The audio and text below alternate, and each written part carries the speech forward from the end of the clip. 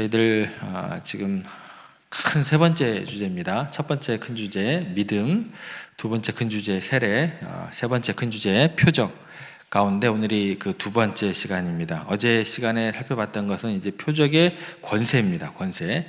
표적이라는 것을 어떤 힘과 또 능력이 있느냐, 영적 질서가 회복되는 그런 권세에 대해서 어저께 우리가 나누었고, 우리를 위협하는 마귀가 실상은 십자가에 목줄이 채워진 맹견에 불과함을 우리가 어제 살펴봤습니다.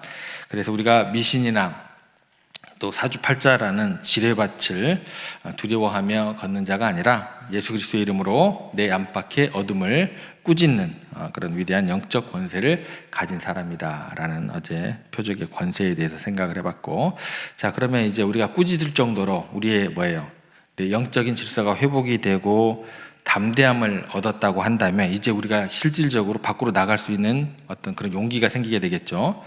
세상 한복판으로 나아가야 한다라는 것 우리가 기억을 해야 될 것 같습니다. 그러면 우리를 기다리고 있는 오늘 본문에 등장하는 나머지 표적들이 어떠한 것인지 그 표적들의 그 내용을 좀 살펴보면 17절 하반절부터 18절에 이제 구체적으로 이렇게 이제 표현되어 있습니다. 새 방언을 말하며 뱀을 집어올리며 무슨 독을 마실지라도 해를 받지 아니하며 병든 사람에게 손을 얹은즉 나으리라 하시더라. 굉장히 구체적으로 이제 묘사가 되어 있습니다. 여러분 만약에요 이 성경 구절을 문맥을 생각하지 않고 그냥 글자 그대로 읽으면 굉장히 엄청난 오해에 빠지게 되고 잘못된 길을 걷게 되어 있다라는 것 명심하고 오늘 들어가겠습니다. 이 구절을 갖다가 어떻게 이해를 하게 되냐면 잘못 이해하게 되면 내가 이제 예수님의 권세를 가졌으니까 이제 밖으로 나가서 좀 살모사를 내가 좀 손으로 한번 잡아보고 내가 독약을 한번 마셔봐야겠다. 이렇게 생각하면 큰일 나십니다.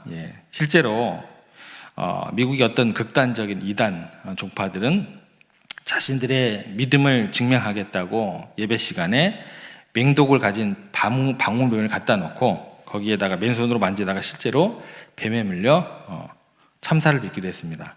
여러분들도 한번 해보실까요? 100% 죽습니다. 100% 죽어요. 하지도 마세요.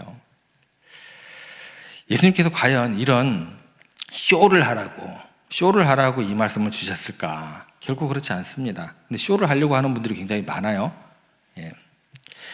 오늘 우리는요, 이 기적들이 우리의 삶에 주어지는 진짜 목적이 무엇인지 정확히 아셔야 됩니다. 목적이 무엇인지 정확히 아시고, 그리고 이게 지금 2000년 전에 하신 말씀입니다. 그럼 2000년 지나고 난 오늘에는 이게 일어나지 않는 과거의 역사적인 어떤 일로 끝나는 것이냐, 거기까지 좀 생각을 해봐야겠죠. 그렇지 않다고 했을 때, 오늘날도 이 기적이 일어난다고 했을 때 이 기적이 어떤 모양으로 우리의 가정과 직장 가운데 역동적으로 일어나고 있는지 그것을 정확하게 아셔야겠죠. 이게 이 말씀이 우리 가운데 삶에서 이렇게 나타나고 있구나, 여기까지 아셔야 된다는 거예요. 목적이 뭔가를 정확하게 아시고 오늘 살아가는 오늘 시대 가운데 이것이 어떻게 나타나고 있는가, 어떻게 역사하고 있는가, 여기까지 구체적으로 아셔야 된다는 거예요. 먼저 우리가 반드시 짚고 넘어가야 될, 절대 놓쳐서는 안 되는 아주 굉장히 중요한 영적인 대원칙이 하나 있습니다. 17절 시작을 보시면 이렇게 기록되어 있습니다. 믿는 자들에게 이런 표적이 따르리니예요. 따르리니 기억하시기 바랍니다. 표적은요, 내가 만들어내는 거예요, 아니에요? 절대 아닙니다, 여러분들. 사람이 만들어내는 것은 표적이 아니에요. 사기꾼이에요. 만들어낸다고 하면 사기꾼이에요. 어디 집회 가셔가지고 내가 한번 만들어줄게, 보여줄게, 이건 뭐예요? 그건 거짓 선지자가 되는 거예요. 사기꾼이에요. 표적은요, 내가 임의대로 만들어내는 게 아닙니다. 내 능력대로 마음대로 막 이렇게 막 부리는 게 아니에요. 자, 넘어가, 이런 게 아니에요. 넘어갔지? 봤죠? 이게 아니에요. 따르는 거예요. 우리가 무엇을 할 때 표적이 우리를 따른다고 할까 정확하게 하셔야 된다는 거예요. 이것을 알기 위해서 15절 앞구절을 보시면 정확하게 기록되어 있습니다. 그건 뭐냐면 15절 앞구절에 보면 너희는 온 천하에 다니며 만민에게 뭐를 전파하리라? 복음을 전파하리라. 기독교 신앙에서 가장 위대한 공식이 숨어 있는 거예요. 표적은요, 아무 때나 일어나는 것이 아닙니다. 마치 왕의 특사가 적진을 향해서 중대한 임무를 띠고 나아갈 때 그 특사를 보호하기 위해서 국가의 정예 부대가 뒤에서 철저히 따라붙는 것과 같다라고 생각을 하시면 돼요. 그러니까 우리가 영혼을 구원하고 복음을 전파하는 사명을 향해 걸어갈 때, 그렇죠? 그 사명을 완수할 수 있도록 하늘의 능력과 기적들이 뒤에서 우리를 뭐한다? 따라온다라는 거예요. 굉장히 중요한 원칙입니다. 대원칙이에요. 기억하시기 바랍니다. 그러면 뭐가 되냐면 표적 자체가 목적이 아닙니다. 복음이 목적입니다. 표적은 사명자가 목적지까지 무사히 복음을 전할 수 있도록 하나님께서 친히 덮어주시는 뭐예요? 은혜의 방패가 되는 것이고 동행하시는 하늘의 손길이 되는 거예요. 여기서부터 어그러지면 안 된다라는 거예요. 정확하게 하셔야 됩니다. 자, 그러면 이 원리가 성경에는 어떠한 사건 가운데 구체적으로 우리에게 보여주는지 그 내용을 한번 살펴봐야겠죠. 사도행전 28장에 가면은 사도 바울이 로마로 이제 압송되어 가고 있었어요. 유라굴로라는 광풍을 만나서 배가 이제 파선이 됩니다. 가까스로 도착한 섬이 멜리데 섬, 거기에 도착을 해서 276명이 목숨을 건지게 되었을 때의 일입니다. 그때 이제 너무나 추운 거예요. 추위에 떠는 사람들을 이제 사도 바울이 보고 그 사람들을 위해서 바울이 앞장서서 나무 장작을 한아름 주워 이제 모닥불을 이제 던져 넣기 시작을 했습니다. 그런데 하필 사도 바울이 집었던 그 나무 더미 속에 숨어 있었던 것이 하나 있었어요. 그게 뭐냐면 맹독성이 있었던 독사 한 마리가 이렇게 집었는데 그 안에 숨어 있었던 거예요. 그러다가 이제 불로 이렇게 딱 던지니까 그 독사가 어떻게 돼요? 뜨거우니까 바울 쪽으로 확 덮쳐서 나온 거예요. 그래서 바울의 손을 확 물어버렸어요. 자, 그 장면을 원주민들이 봤습니다. 기겁을 하죠. 야, 저 사람 이제 신의 저주를 받아가지고 이제 곧 부으려고 죽을 거야 라고 이제 수군거리기 시작했어요. 그런데 시간이 지났는데 바울이 아무렇지도 않은 거예요. 그 뱀을 이제 불에 털어서 떨어뜨렸고 시간이 지나도 그의 몸은 아무 해가 없었던 거예요. 그러면 이 장면을 여러분들 잘 한번 생각해 보겠습니다. 바울이 섬에 딱 도착하자마자 사람들을 다 이제 모아놓고, 자, 내가 예수 믿는 사람이니까 독사리 한번 가지고 와보세요. 그리고 객기를 부렸어요? 아니, 요즘에 이런 객기를 부르는 사람들이 많더라니까요. 그거를 무슨 집회래요. 사도 바울이 그러지 않았습니다. 아니에요. 그는 그저 어떻게 했냐면 죽어가는 영혼들을 살리기 위해서, 또 죽어가는 사람들을 살리기 위해서 장작을 날랐고 복음 전도자의 사명으로 묵묵히 자기의 삶의 자리에서 할 수 있는 자기의 일을 하고 있었을 뿐이에요. 그런데 예기치 않게 사도 바울의 입장에서는 뭐예요? 억울하죠. 내가 착한 일 하고 있었는데 나를 독사가 나와서 물어버려? 억울하게 독사의 공격을 받은 거예요. 그때 바울에게는요, 그런데 로마 제국의 심장부에 가서 복음을 전해야 하는 위대한 사명이 아직 남아 있었기 때문에 하나님께서는 그 독사의 맹독으로부터 바울의 생명을 완벽하게 지켜주신 겁니다. 이게 이 내용의 모든 스토리예요. 이것이 바로 뱀을 집어 올리며 무슨 독을 마실지라도 해를 받지 않는다, 오늘 본문에 나온 표적의 진짜 목적이 되는 겁니다.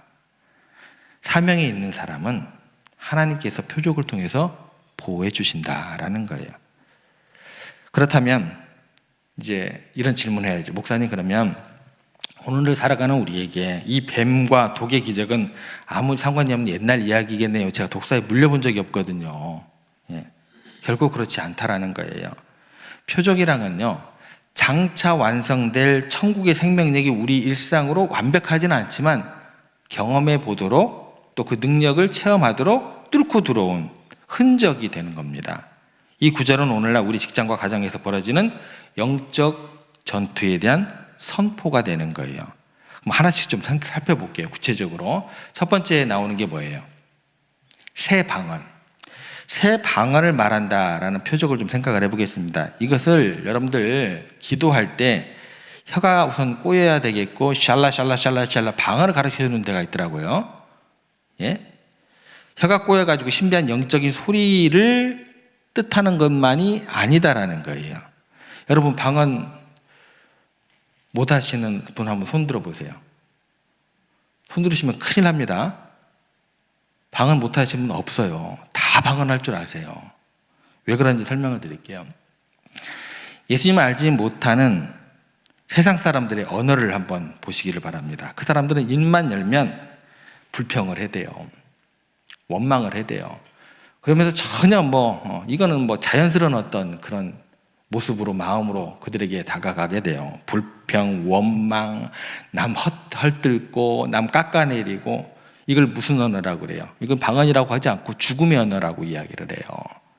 그러나 성령님께서 내 안에 들어오시면 내 혀의 주인이 바뀌는 거예요. 내 마음을 지배하던 우울함과 미움의 영을 예수님의 이름으로 단호하게 뭐예요?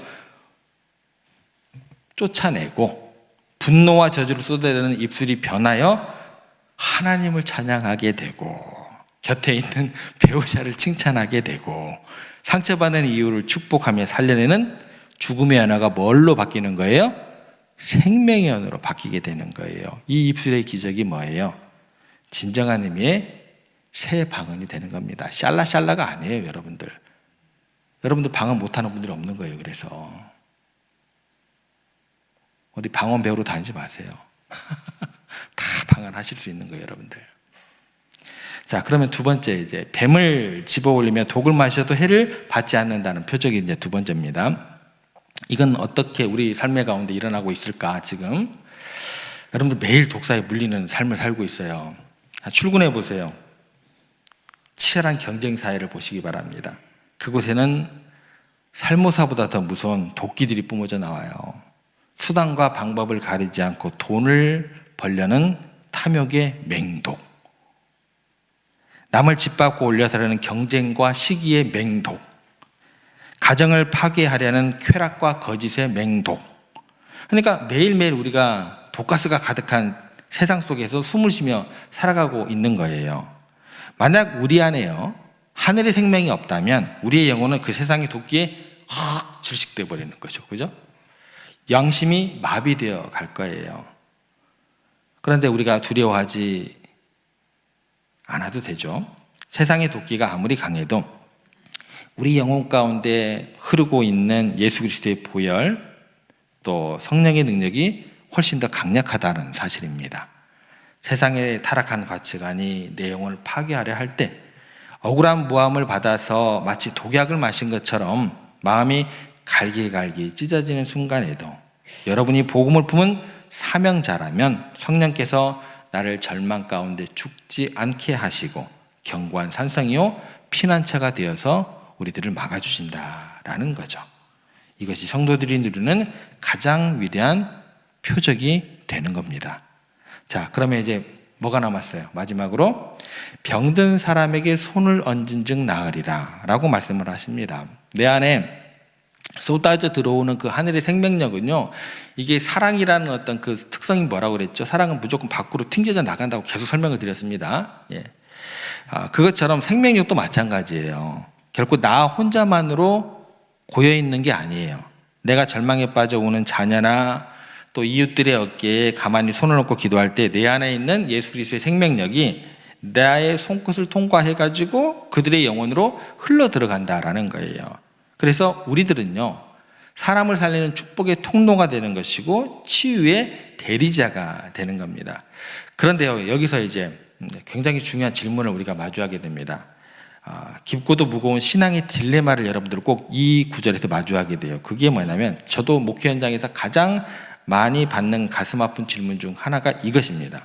목사님, 병든 자에게 손을 얹으면 낫는다고 했는데 왜 저는 그토록 간절하게 철야하면서 금식하면서 기도를 했는데도 내 사랑하는 가족의 암은 왜 낫지 않습니까? 여기에 대해서 여러분들 뭐라고 대답하실 거예요? 그냥 믿어. 그게 어떻게 믿어져요? 여기에 대해서 하나님께서 어떤 말씀을 하시는지 설명을 하셔야 될 거 아니에요. 그냥 믿어, 그냥. 그게 그냥 믿는 게 어디가 있어요? 믿어줘야 믿죠. 왜 그토록 헌신한 성도가 불치병으로 고통받아서 일찍 죽어야 합니까? 하나님의 능력이 없으신 겁니까? 아니면 나를 버리신 겁니까? 이 대답이 뭐라고 대답하실 거예요? 사랑하는 성도 여러분, 여기에서 우리가 다시금 기억해야 될 것이 있어요. 앞서 살펴본 표적의 영적 대원칙을 다시 떠올리셔야 돼요. 표적은 철저히 뭐를 위해 존재한다? 사명을 위해서, 복음을 위해서 존재한다라는 거예요. 그러니까 하나님의 궁극적인 목적은요, 우리 인생이, 우리의 육신이 이 땅에서 100년을 사는 게 아닙니다. 1000년 만년을 사는 게 목적이 아닙니다. 만약 병고침 자체가 기독교의 최종 목적이라면 예수님은 십자가를 지실 필요가 없으셨어요. 이 땅에서 뭐만 하시고 가시면 돼요. 그냥 병만 주구장창 고치다가 가셨으면 돼요. 그러나 하나님의 가장 큰 관심은요, 육신의 연장보다도 죽어가는 영혼의 영원한 구원에 있으셨다라는 거예요. 그래서 때로는요, 복음 전파를 위해 놀라운 치유의 기적을 일으키기도 하지만 반대로 철저한 복음 전파를 위해서 그 질병과 고통을 몸에 그대로 남겨두기도 하신다라는 거예요. 사도 바울을 생각해 보겠습니다. 사도 바울이요, 죽은 자를 살려내는 능력을 가졌지만 정작 자기 육체의 가시, 질병을 고쳐달라고 3번이나 기도했을 때 하나님께서 내 은혜가 내게 족하다라고 거절하셨어요. 바울이 그 육신의 연약함 때문에 결과적으로는 끝까지 교만하지 않고 십자가만 의지하면 위대한 사명자로 온전하게 쓰임받을 수 있게 됩니다. 그 이유가 있었기 때문에 그렇게 거절하셨다는 거예요. 21세기의 기독교 지성이라고 불리는 팀 켈러 목사님, 고인이 되셨습니다. 전 세계 수백만 명의 청년들, 또 지성인들, 예수님께 돌아온 굉장히 큰 사역들을 하셨어요. 미국 장로교 목사님 가운데 이렇게 두각을 나타내신 분이 없어요. 그런데요, 말년에요, 췌장암에 걸렸습니다. 전 세계 이제 성도들이 이제 더 눈물로 이제 치유의 표적을 구하면서 기도를 했어요. 이루어졌을까요? 돌아가셨어요. 근데 그 말년에 암세포가 사라지지 않았다라는 거예요. 점점 몸이 야위어가고 극심한 고통이 찾아왔습니다. 만약 목적이 육신의 치유 그 자체였다면 그의 인생은 실패한 인생이에요. 저주로 끝난 것이 되는 겁니다. 그런데 목사님께서 항암 치료의 고통 속에서 펜을 들어 책을 쓰면서 이렇게 고백을 하게 됩니다. 췌장암이라는 고통 속을 걸어가며 나는 비로소 예수님의 십자가 고통이 무엇인지 이전보다 수백 배 더 깊게 깨닫게 되었습니다. 암세포가 사라지는 기적은 일어나지 않았지만 이 죽음의 공포 속에서도 나를 절대 놓지 않으시는 하나님의 그 강렬한 사랑을 경험하는 것, 이것이 암이 낫는 기적보다 나에게는 훨씬 더 위대한 은혜가 되었습니다. 그러니까 팀 켈러 목사님은 낫지 않는 그 질병을 끌어안고서 마지막 날까지 죽음의 두려움을 이겨낸 천국의 평안을 세상에 증거한 분으로 우리 가운데 기억되게 됩니다. 병이 나아가지고 하나님을 찬양하고 복음을 전하게 되었다면 그것은 기적입니다.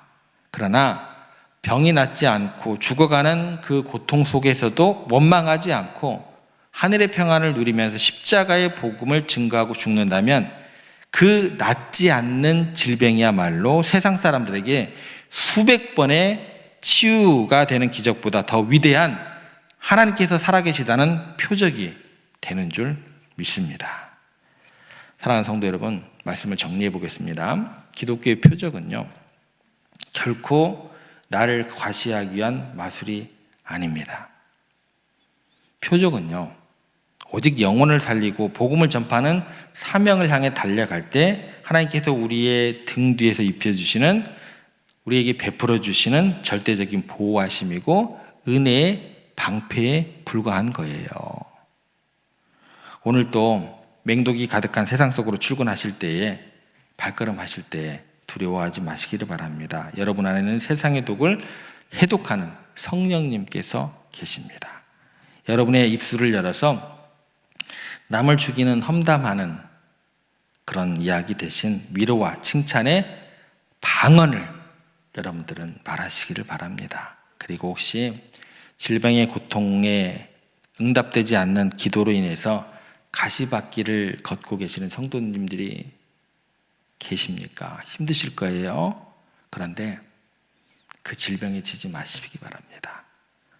육신의 아픔에 우리의 깨끗한 영혼을 빼앗기지 마시기를 바랍니다. 여러분의 남겨진 그 약함과 눈물 속에서 그리스도의 위대한 복음의 능력이 훨씬 더 강력하게 우리 가족 가운데 또 세상 가운데 증거되고 있음을 여러분 믿음으로 붙잡으시기를 바랍니다. 우리의 입술 또 삶 그리고 우리의 약함과 질병까지도 오직 십자가 복음을 증거하는 영광스러운 사명의 도구로 온전히 쓰임받고 있는 여러분들의 인생이 되시고 또 오늘 하루의 삶이 되시기를 우리 주님의 이름으로 간절히 축원합니다.